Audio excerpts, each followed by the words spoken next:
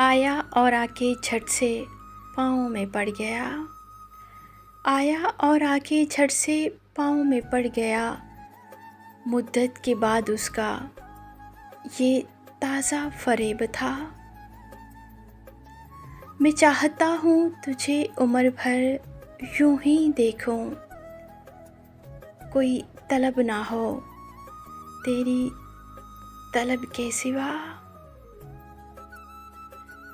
हर बात जानते हुए भी दिल मानता न था। हम न जाने एतबार के किस महले में थे।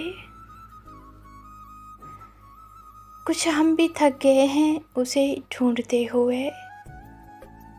कुछ जिंदगी के पास भी मोहलत नहीं रही। उसकी एक एक अदा से छलकने लगा खलूस, जब हमको एतबार की आदत नहीं रही। आँखों में छुपे करब को कौन पढ़ता है, लोग इतने भी समझदार कहाँ होते हैं। एक और मोहब्बत भी उसे देती थी सदाएं। एक और मोहब्बत भी उसे देती थी सदाएं। वो मुझसे बिछड़ कर भी खसारे में नहीं था।